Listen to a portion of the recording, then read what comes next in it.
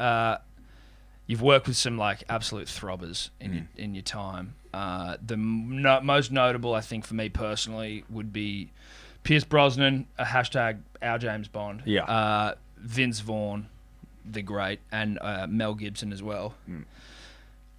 The one I wanted to talk about with Pierce, and when you were doing November Man, and then you went and like caught up with, I don't know if it was one of the financiers of the film or if it was like the Prime Minister of fucking Serbia or something, and he was like an evil villain who kind of wanted you to come along to his house and kept referring to Piers. Yeah, that's a good yarn. Funny, my parents had come and we filmed November Man in Belgrade. Mostly, we were in Montenegro for a couple of weeks, and then mainly we spent a summer in Belgrade filming this. And my parents were visiting me for a week or so there, and it was just happened when the Prime Minister of Serbia invited us to his residence to have dinner. Like, such a weird thing to be invited. You know what I mean? Strange. So it's like Pierce and the director Roger and myself and the producers and Olga Kurylenko, who's in the movie with us. She came as well, and then my mum and dad were there, so they got to come.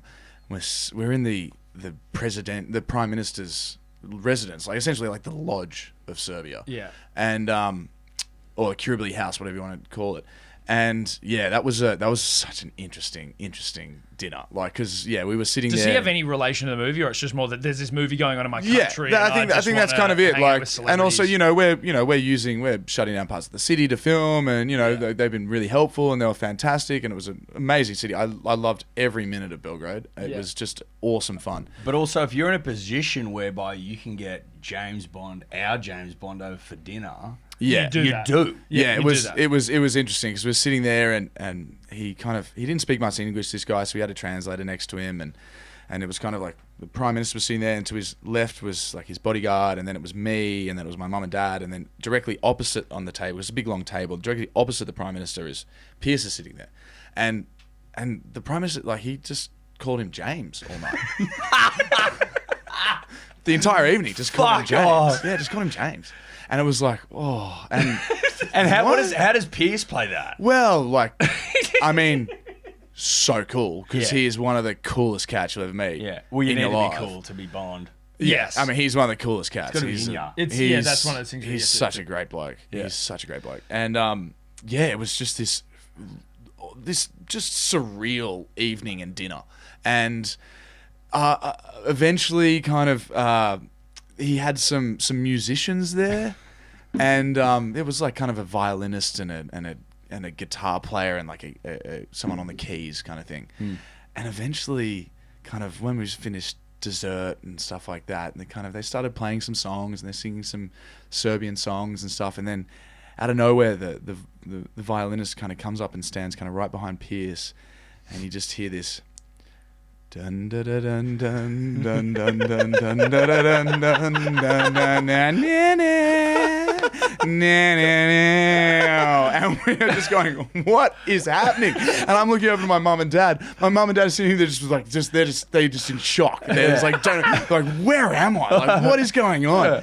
And he played that, and Pierce is just sitting there just being the coolest guy there is, just like, well, what else do you do? Thank you for that, Piers goes like, he's not about to start singing because there's no lyric. But he's like, is this guy taking the piss out? Yeah, of no, I think it was more like trying to live out like his own Bond fantasy. Like he loved it. Yeah, it was kind of something in between those two, maybe a bit of both, bit from column A, bit from column B.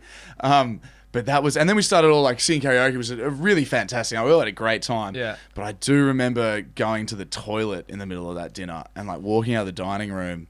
And then you walk into the lobby of this house, and there was just dudes in like leather jackets sitting on chairs, and I was like, "Where's the bathroom?" And they just kind of like nod and point over there. And you were in a Bond villain. Yeah, house. It was like it was funny because like they're obviously like the security detail for the Prime Minister, but they weren't in any official clothing. No, you know what I mean? Like they're just bad cunts.